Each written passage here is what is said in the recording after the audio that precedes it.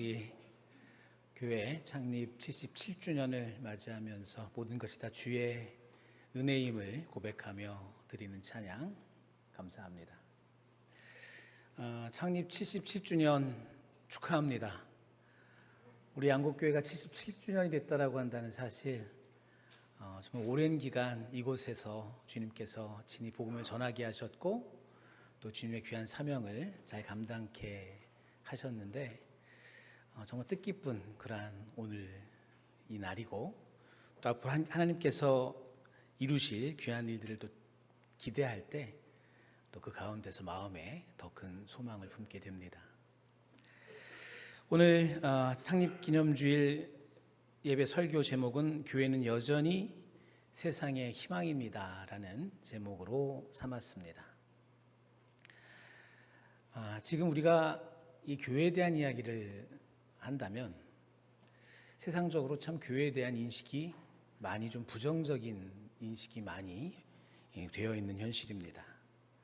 언론을 통해서 접하게 되는 교회에 대한 여러 가지 부정적인 이야기들, 이런 이야기를 듣는데 특별히 다른 종교보다 우리 개신교가 더 많이 그렇게 부정적으로 노출이 많이 되는 것 같습니다. 캐톨릭이라든지 불교보다 이 개신교에 대한 여러 가지 부정적인 이야기, 이게 많이 이슈화되고 또 기사화되곤 하는데, 긍정적으로 본다라고 한다면 그만큼 기독교가 투명하다는 얘기죠.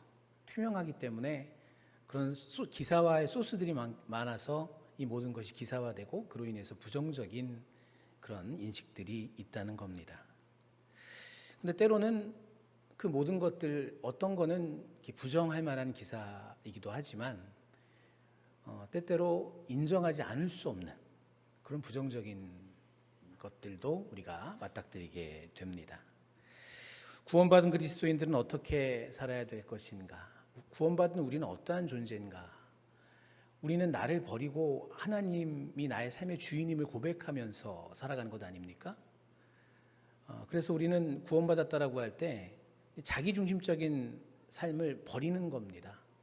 이기적인 내가 아니라 이제는 하나님께서 모든 것을 주관하시고 하나님이 주인이시라고 한다는 고백 가운데 이제까지 어떤 이기적이고 때로는 탐욕적이고 또 그리고 교만하고 이 모든 것을 버리고 예수님처럼 사랑과 섬김과 겸손으로 또 하나님의 뜻을 바로 세우는 정의로운 모습으로 살아야 하는 것인데, 이 세상 가운데 많은 그리스도인들이 또 교회가 오히려 세상의 불의, 사회적 불의와 타협하고 또 탐욕을 채우는 존재로서 교회에 대한 언급을 많이 합니다. 교회는 비우고 나누고 섬기고 낮아지는 곳인데 이 교회에 대한 인식이 탐욕적인 것으로서 많이 인식이 되어 있다고 한다는 사실이 참으로 안타깝습니다. 잘못된 그런 인식이 이 세상 가운데 있다는 것이죠.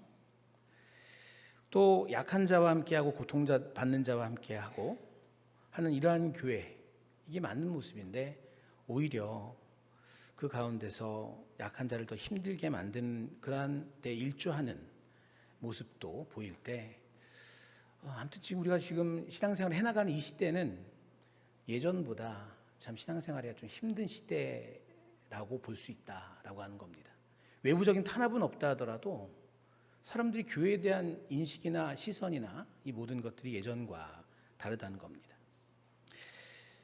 사입이나 이단들이 여기에 또 일조를 했죠. 뭐 이단도 아니라 저는 사입이라고 생각합니다. 교회 흉내내는 것들인데, OTT 플랫폼의 세계 1위 넷플릭스에서 이 다큐멘터리 예전에 나는 신이다라고 한다는 것을 오픈을 해서 정말 충격적으로 그 영상을 제가 봤어요. 근데 얼마 전에 이제 2부가 또 오픈됐죠. 나는 생존자다라고 하는 그 JMS 정명석에 관련된 것들을 비롯한 사이비들에 대한, 이단도 아닙니다. 사이비입니다. 교회 흉내내는 건데 사람들이 볼 때는 이거 교회랑 비슷하니까 교회도 뭐 별거 다른 게 있겠어? 하면서 교회에 대한 인식을 굉장히 안 좋게 만든 일이 돼버렸습니다. 물론 우리 믿는 사람들은 그것을 보면서 경계하고 잘못된 것들에 대해서 우리가 깨우치면서 다시 한번 신앙을 바르게 세우는 일이 될 수 있지만, 믿지 않는 사람들은 그러한 것들 속에서도 교회를 오히려 멀리하는 그런 핑계거리로 삼는다는 얘기입니다.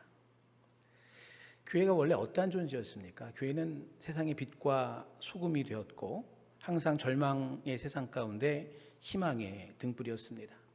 가난하고 연약하고 세상에서 실패한 사람들, 위로가 필요한 사람들에게 세상은 줄 수 없는 그런 평안을 허락한 곳이 바로 이 교회였고, 주님의 능력을 힘입어서 힘과 용기를 얻어서 희망찬 모습으로 세상으로 나아갈 수 있도록 도운 곳이 바로 이 교회입니다. 다른 곳에서는 절망했어도 교회에 와서 힘을 얻고 새로운 의욕을 가지고 그 가운데서 희망찬 모습으로 새롭게 나아갈 수 있었다라고 한다는 거죠. 바로 그곳이 교회라고 한다는 곳이었습니다. 우리 양곡교회가 77주년을 맞이하게 되었는데, 우리 교회가 만약에 앞서 말씀드린 그런 부정적인 요소들이 많은 것이었다면 77년의 역사가 이어지지 못했을 겁니다. 교회로서의 바른 모습, 정말 힘들고 연약하고 또 가난하고 또 상처받고 절망한 사람들이 우리 교회에서 77년 동안 위로받고 하늘의 위로로서 그들이 그 마음이 따뜻해지고, 이러한 것들이 우리 교회에 있었기 때문에 77년이라고 한다는 역사가 쓰여질 수 있었다라고 한다는 겁니다. 자, 그런데 오늘날 앞서 말씀드렸던 것처럼 많은 이 교회에 대한 부정적인 인식들로 인해서 많은 사람들이 교회를 떠나가기 시작을 합니다. 교회에 오히려 예전과 달리 실망할 때도 있고, 또 교회에서 상처받는 사람들이 생기고, 그리고 교회를 멀리하는 사람들이 그렇게 많아지고 있다는 거죠. 여기에 대한 증거가 지금 통계로 나타나고 있어요. 지금 개신교가 그 성도 수가 줄어드는 것이 1, 2년 사이의 일이 아니죠. 수십 년 됐어요. 지금 우리 교단만 하더라도 1990년대 30만 명 이상 되는 교단이었어요. 뭐 다른 예장, 합동, 통합 이런 데에 비하면 작은 규모지만 그래도 30만 명이 넘었던 성도 수였는데, 작년에 20만 명이 무너져서 19만 명대로 됐습니다. 근데 올해 이제 다다음 주 총회에 앞서서 보고서가 와서 보고서를 봤는데, 지난 통계는 1만 명이 더 떨어져 나갔어요. 그러니까 18만 명 정도가 우리 한국기독교장로회 교인 수로서 지금 되어 있습니다. 그러니까 지금 지속적으로 지금 떨어지고 있는 교인 수. 뭐 우리 교단뿐만 아니라 개신교 모든 교회들이 지금 이러한 모습인 것이죠. 또 지금 교육자, 목회자 수급 문제는 굉장히 심각합니다. 그 중에서 우리 교단이 심각한 교단 중에 하나인데, 특별히 목사를 안 하려고 하는 거예요. 너무나 힘들고 어려운 길이고, 사회적인 평판 자체도 예전과는 달라요. 예전에 목사님 하면은 사회적인 교회를 안 다니더라도 존경하고, 또 그 말씀을 경청하기도 하고, 또 나름대로 대우를 하는 이러한 모습이었는데, 지금 목사님들을 피해 다니는 세상 아닙니까? 저도 가끔 보면은 속상할 때가 있고 당황할 때가 있어요. 목사라고 한다는 것을 밝히면 오히려 상대방의 태도가 달라져요. 예전에는 안 그랬거든요. 그러니까 이런 것이 하나의 증거가 되는 겁니다. 지금 세상에 이 교회라고 한다는 것이 정말 이전과는 달리 많이 비판을 받고 부정적인 인식이 팽배해지고 교인 수는 줄어들고, 그 가운데서 교회에 과연 어떤 희망이 있어 이제 하며 우리 믿는 사람들 사이에서도 교회의 희망을 둘 수 있는가, 정말 세상의 희망이며 우리가 이 안에서 어떤 희망을 찾을 수 있을까에 대한 의문을 갖곤 하는 것이 오늘날의 현실이라는 겁니다. 자, 그러나 이러한 상황 가운데 교회를 바라보게 하는 말씀이 있습니다. 무엇인가 하면 바로 요한계시록의 말씀인 것입니다. 우리가 요한계시록을 볼 때 그저 세상의 종말에 관련된 것이로구나 하면서 이 모든 것을 너무 우리가 어떠한 비유적으로만 받아들이면서 그것도 잘못 해석하는 경우들이 많이 있는데, 이 요한계시록은 박해의 때에 하나님께서 이 교회와 그 남은 사람들에 대해서 위로하시고 그들에게 희망을 주는 책이라고 볼 수가 있습니다. 물론 그 상황이 오늘날의 상황과는 조금 다를 수 있지만, 이 요한계시록이 쓰였던 그 상황 역시 교회에 대한 부정적인 인식이 매우 강하고 교회가 그런 쪽으로 몰려갔습니다. 그리고 매우 절망적인 상황 가운데 기록된 것이라고 볼 수 있습니다. 사도 요한은 반모섬에 유배가 되어 있었고, 교회는 로마로 인해서 박해를 받았던 그러한 시대였던 거죠. 그 가운데 성도들이 희망을 잃어가기 시작하고 배교자들도 많이 생기기 시작을 한 겁니다. 이거 교회 다니고 예수 믿으면 목숨이 위태로워지니까 그 가운데서 이제는 등을 돌리게 되었던 그런 시대. 이 박해 시대가 바로 요한계시록의 시대였던 겁니다. 바로 그때 하나님께서 어떤 일을 보여주셨는가? 오늘 본문에 있는 것처럼 사도 요한에게 환상을 보여주시면서 그 보는 것을 두루마리에 써서 7 교회에 보내라고 말씀하셨습니다. 자, 이것은 매우 중요한 의미를 담고 있는 겁니다. 하나님께서 말씀을 두루마리에 써서, 책을 써서 어디에 보내라고요? 교회에 보내라고 말씀하신 겁니다. 자, 이것은 어떠한 의미인가 하면 하나님께서 내가 나의 뜻을 교회에 전달하겠다. 내가 이 교회를 통해서 희망을 주고 많은 세상에 이 말씀으로 새롭게 하는 이 일들을 하겠다라고 하는 그 주님의, 하나님의 의도가 여기에 담겨져 있다는 것입니다. 절망의 세상, 또 하나님께서도 교회를 바라볼 때 혹이라도 그 가운데 희망을 찾지 못했다라고 볼 때는 과연 이런 일을 하셨을까라고 한다는 것이죠. 자, 이러한 음성 가운데 요한은 몸을 돌이켜서 누가 이러한 이야기를 나한테 하는가, 환상 중에 돌이켜서 뒤를 보게 됩니다. 자, 그곳에 무엇이 있었습니까? 7개의 금촛대가 있었습니다. 그리고 그 금촛대 사이에 인자 같은 이가 계셨다라고 오늘 본문에 되어 있습니다. 여러분들, 금촛대는 무엇을 상징할까요? 우리가 상식적으로 요한계시록의 금촛대 하면은 교회죠. 네, 금촛대는 교회입니다. 근데 하나님께서 딱 요한이 돌아보니까 금촛대가 있고 그 안에 하나님께서 계셨다라고 한다는 게 어떤 의미겠습니까? 하나님께서 지금 어디 계시다는 얘기입니까? 교회 안에 계시다는 얘기예요. 하나님께서 세상의 어떤 화려한 궁궐이나 저 높은 우리가 감히 가까이 갈 수 없는 그곳에 주님이 계신 것이 아니라 7의 금촛대, 즉 교회 한가운데 계신다라고 한다는 사실. 교회를 떠나지 않으셨습니다. 힘들고 어려운 상황 가운데도 교회를 떠나지 아니하시고 교회 안에서 함께 하신다라고 한다는 약속. 교회가 아무리 연약해도, 교회가 아무리 부족해도, 교회가 아무리 문제가 있어도 하나님이 바로 그곳에 계신다라고 한다는 것을 환상 중에 보여주신 것입니다. 여러분들, 이것은 우리에게 있어서 정말 큰 힘이 됩니다. 하나님은 교회를 외면하지 않으신다는 거예요. 어떠한 상황 가운데도. 교회가 어떤 곳입니까? 주님께서 핏값으로 세운 공동체예요. 주님께서 이 교회를 어떻게 사랑하시는데 이 교회를 떠나시겠습니까? 상황이 너무나 부족하여도 이 교회 공동체 일원이 주님께 등을 돌리는 배교가 일어나고 여러 가지 밖의 상황 가운데 어려움에 봉착한 이 교회가 아무리 그 상황 가운데 있다 하여도 주님은 그 교회 안에 계시다라고 한다는 사실을 이 환상 중에 보여주고 계신다라고 한다는 것, 우리가 분명히 알아야 될 겁니다. 여러분들, 하나님은 교회를 사랑하십니다.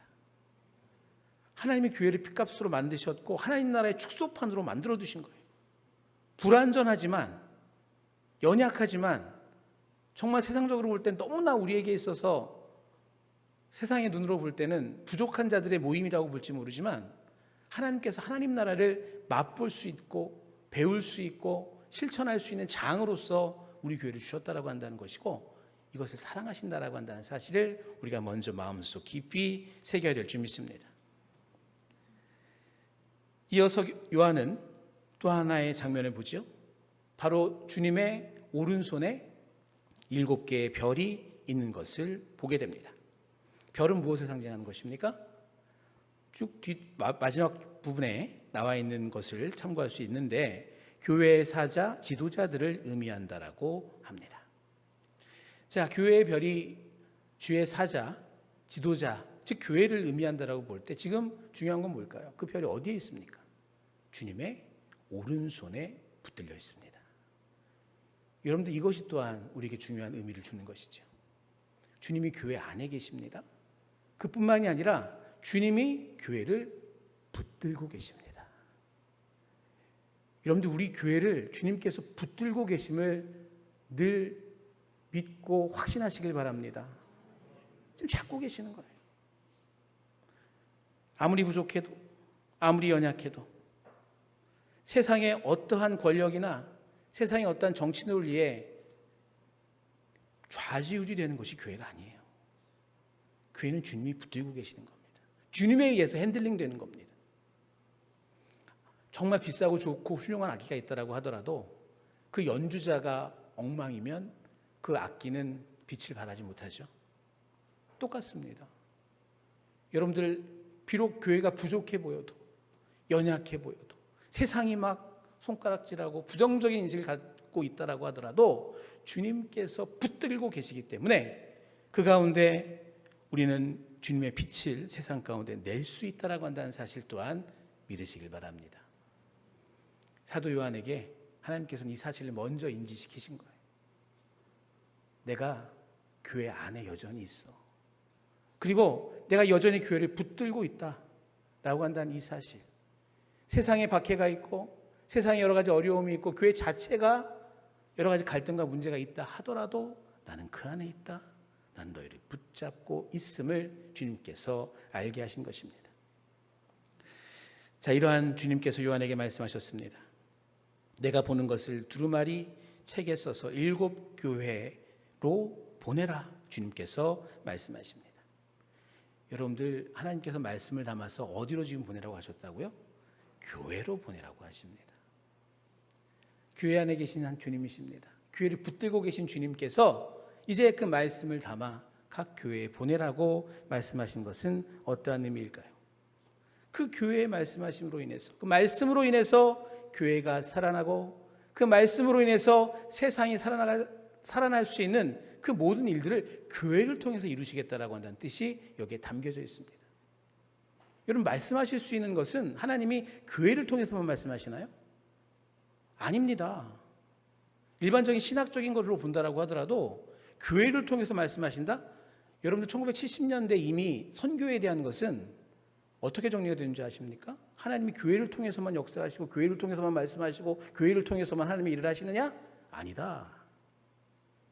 하나님의 선교, 하나님이 직접 세상을 향해서 선교하시는 것이고 우리 교회는 그 도구의 일부일 뿐이다. 여러분, 이것이 예전에 이미 깨달은 바 우리에게 주어진 그러한 이야기입니다. 하지만 그렇다고 해서 하나님께서 교회를 버리셨는가? 아닙니다.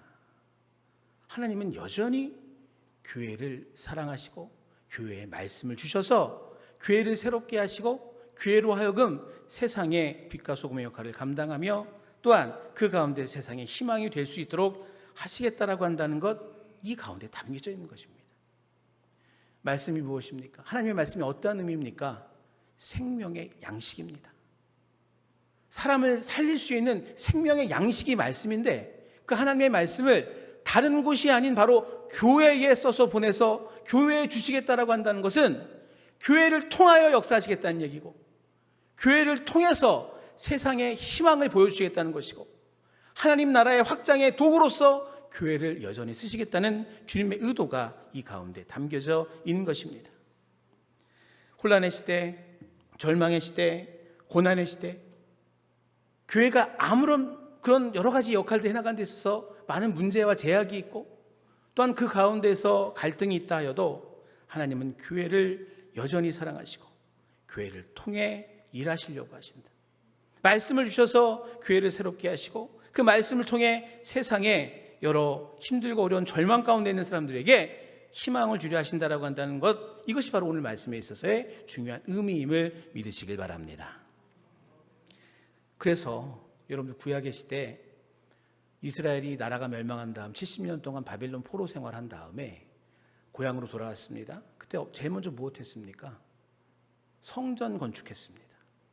자신들의 삶의 터전을 새로 만드는 것도 바쁜데 성전 건축을 했어요. 왜 그랬을까요? 성전 건축하여 성전을 통해 주신 하나님의 말씀을 받기 위함이죠.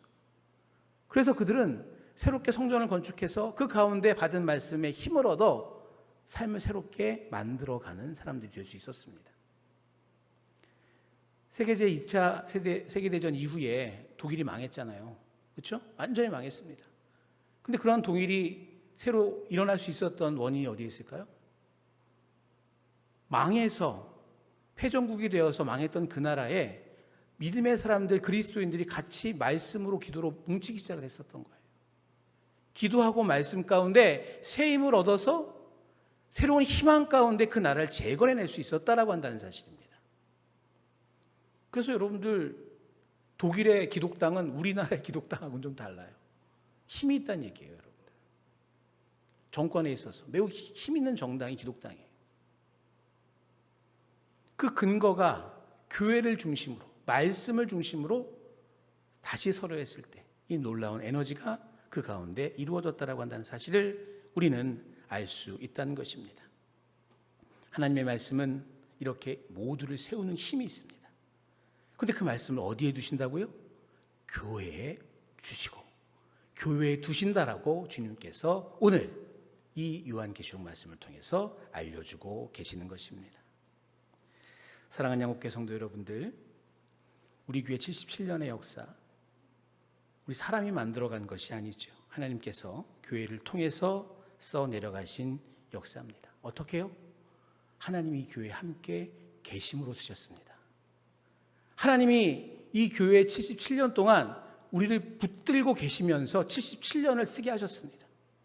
무엇보다도 하나님께서 이 양곡교회에 말씀을 주심으로 인해 세상에 희망이 되게 하셔서 77년이라고 한다는 역사가 오늘에까지 이루어졌음을 믿으시길 바랍니다.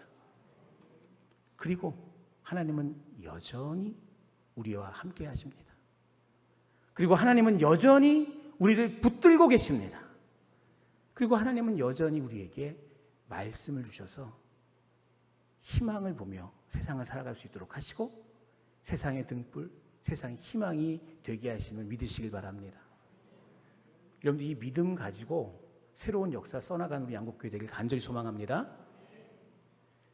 여전히 붙들고 계시고 여전히 함께 계시고 여전히 말씀을 담아두시는 우리 교회입니다.